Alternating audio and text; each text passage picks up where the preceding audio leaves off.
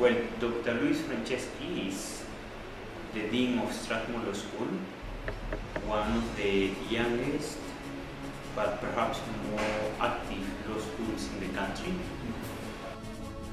Mountain climbing. I have gone to Mount Kenya, Point Lenana 5 times or 6 times, to Kilimanjaro as well, to Uhuru Peak in Kilimanjaro, and on Kilimanjaro. Let's say that again so that we will get it properly. I've gone also to Uhuru Peak on Kilimanjaro and to Ruwenzori. How will we change Kenya? Certainly, it's a complex problem and it will take time, and there are very many people in and outside government who are trying to change the country for the better. But something you require is, from the point of view of people, social foundations is virtue. We have a problem with truth.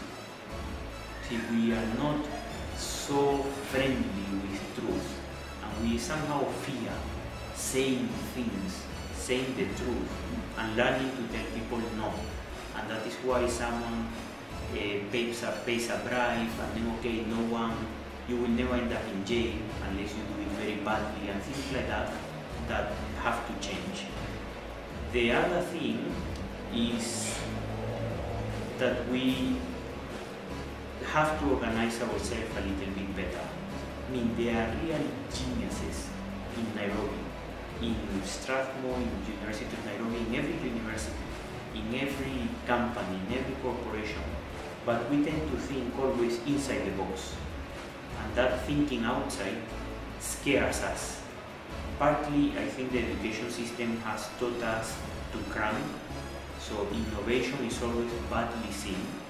You have to stick to certain subjects, mathematics, chemistry, physics, biology, and if you come out of there, you are heading for doom, and you will not do well in KCSE, and then you will not get a good university, and you will not get a good life.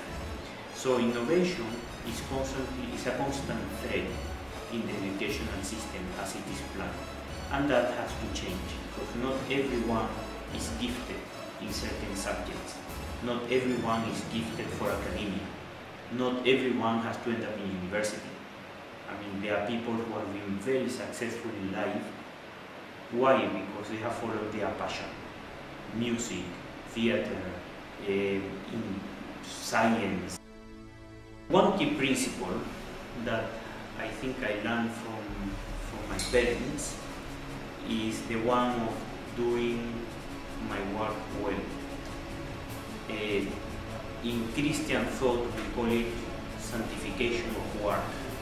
I mean, making use of your work as a means of changing people, changing life for the better, and including your own life. So you don't work only for the money, which is not a plot, because the money will come. At the beginning of your professional life, you can find yourself chasing the money. But as soon as you grow out of it, the money will chase you.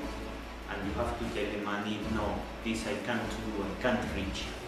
Meaning, you have to know how to set your boundaries to fulfill your commitments. That's one of the biggest problems you see in young professionals, who are constantly chasing the money, and that has to change. You know, mountain climbing helps you a lot to grow as a person, and as a professional, as a human being. Why? Because you find yourself having to have, I mean, for mountain climbing you need faith and you need resilience. Faith, because sometimes you are walking to a place you do not know and you cannot see, but you believe that it's still there.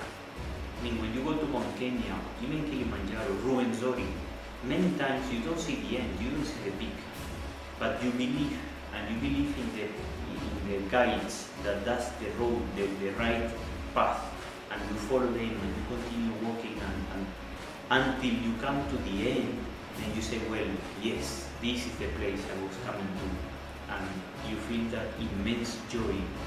While you are walking, you feel like an idiot, you you ask yourself, why did I come to this excursion, to this mountain to suffer? Once you reach the summit, you say, wow, it was worthwhile. And the joy of going down is wonderful.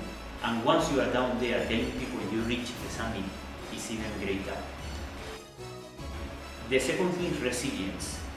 You do not feel like walking anymore. You are tired, thirsty, you have a bag on top of you, a rucksack, and you keep walking. You have to keep moving for yourself and for the team. So you walk like a donkey, one step after the other and after the other, and keep going. And that's something that has helped me a lot in life, when you don't feel like going, and then you have to push yourself. And you have acquired that virtue of resilience, perseverance, that mountain climbing helps a lot.